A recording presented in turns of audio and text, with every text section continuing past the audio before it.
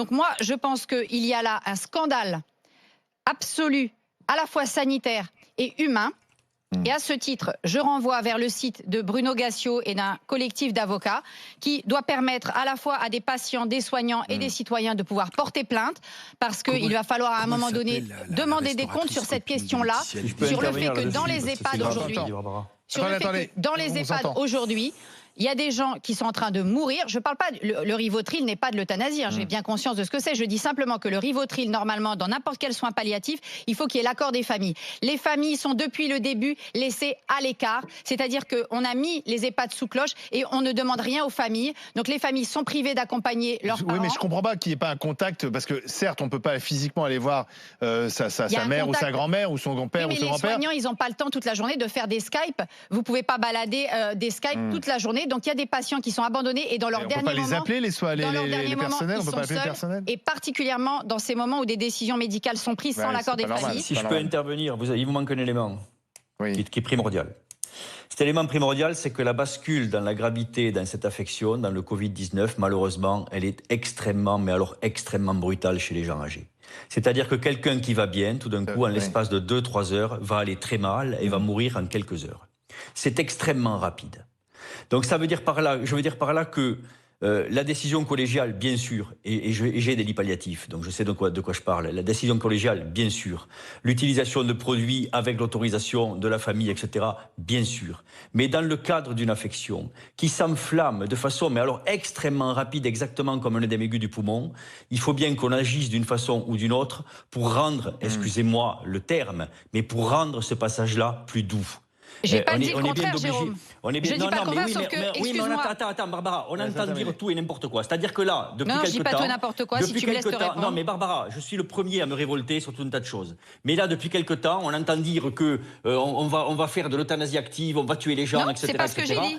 On est face à une maladie qui est particulière, qui fait basculer les gens dans un état extrêmement dégradé en l'espace de quelques heures, avec une issue fatale qui arrive très vite. Est-ce que tu peux répondre à ma question? Et on a déjà... Non, mais laisse-moi finir, excuse-moi, laisse-moi finir, s'il te plaît, je suis par téléphone, c'est difficile. On a des gens qui sont extrêmement dyspnéiques, qui ont la mort la plus affreuse que l'on peut imaginer, qui est celle de mourir en s'étouffant. Et on a des produits qu'on utilise d'habitude qui sont en rupture de stock. Parce que c'est ça aussi la France. Les produits Triplovelle et tout ça commencent à manquer. Et donc on nous fait passer... C'est incroyable comme on peut ne pas être entendu. Ça y est, attention Jérôme, c'est parti. C'est incroyable comme on peut ne pas être entendu. Je n'ai jamais dit que le Rivotril c'était de l'euthanasie active. Pas du tout.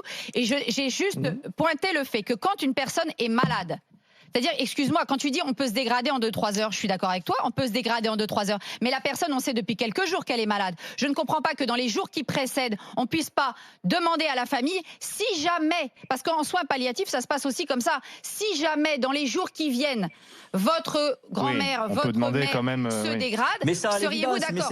Là, ce n'est même pas fait et ce n'est même pas prévu dans le décret. Donc je suis désolée, ce n'est pas prévu dans le décret, c'est illégal. Barbara, mais le décret, je l'emmerde.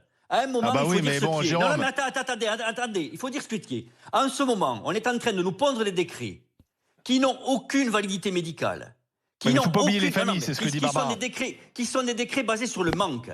Moi, ce que j'appelle en tant que président de syndicat et en tant que médecin, mais tout simplement médecin et humain, j'appelle à la désobéissance par rapport à ces choses-là. J'appelle à ce qu'on reste dans un cercle profondément médical. C'est-à-dire que... il ne faut pas oublier les familles, Jérôme. C'est ce qu'on dit. Qu'on renseigne les familles autant le temps, qu'on leur demande l'autorisation d'agir ou de ne pas agir, etc. Et que ce soit fait dans l'ordre, véritablement en respectant ce qu'est la médecine, mais qu'on n'obéisse pas à des ARS qui ont des décisions qui ne sont absolument pas médicales. Le problème, c'est que Jérôme... Non, le problème, c'est qu'il y a des familles qui se sentent exclues puisqu'il n'y a plus de visite et qu'on a l'impression que non seulement elles n'ont plus le droit d'être en contact avec ces personnes qui sont aussi parfois dans des détresses psychologiques, etc. Et voilà, il faut que les familles puissent continuer à avoir un lien. C'est au-delà de ça. C'est au-delà de ça, Jérôme, tu vois, pour le cas de Mougins, ce qui est terrible, c'est que les familles appellent pour prendre des nouvelles. Exactement. On leur dit non, écoutez, ça va, etc. Et 2 jours après, elles appellent, on dit ah ben il est mort. Mais je suis, écoute-moi. Tu vois, alors c'est pour ça que quand nous, mais je te dis, quand nous, par exemple, on appelle pour prendre des nouvelles, Ce que tu veux simplement savoir, et je comprends, c'est hyper difficile pour les EHPAD. Oui, c'est simplement du job. Mais voilà, c'est simplement qu'ils te disent, voilà, tu vois, comme le monsieur qui a téléphoné, Jérôme, je finis en 20 secondes, comme le monsieur qui a téléphoné, qui te disent, madame, on a du personnel, on fait tourner le personnel, on a des tests, c'est qu'ils prennent aussi un maximum de précautions et que tu ne reçois pas uniquement le coup de fil, il a été transféré à l'hôpital, il va claquer. Alain, je suis le premier à le dire, ça fait des semaines que je dis que la situation des familles est horrible. Pourquoi ? Parce que non seulement elles ne peuvent pas aller voir le patient, ça veut dire quand tu les appelles et tu leur dis l'état de votre maman s'est dégradé, elle va plus mal, ils ne la verront pas. Après tu vas les rappeler, tu vas leur dire elle est décédée. Attends, mais laisse-moi finir, je t'en prie, parce que c'est grave. Tu vas leur dire elle est décédée, ils ne la verront pas et le corps va être mis en bière, ils ne l'auront jamais vu. Ce qui veut dire qu'ils ne pourront jamais faire le deuil. Peut-être qu'on peut aussi autoriser une visite d'une personne avec un masque. Mais je suis c'est désolé, moi, parce que tu dis les circulaires, les décrets, et puis il faut aussi faire preuve un peu de souplesse et d'intelligence. C'est-à-dire que je ne comprends pas qu'une personne ne soit pas autorisée masquée à venir voir son parent qui est en train de mourir. Sans doute, c'est ce qu'il faut mettre en place, oui. Mais voilà, c'est pas mis en place. Mais sauf que tu n'as pas le droit, donc tu peux toujours me dire on n'en a rien à faire de l'ARS et des décrets. Sauf que tu n'as pas le droit parce qu'on ne te laissera pas rentrer. Et les médecins, ils ont le droit aussi de désobéir. Il va mourir tout seul. Moi, je veux parler, moi, un peu. Barbara, tu peux aussi désobéir. Tu peux aussi rentrer de force dans un EHPAD.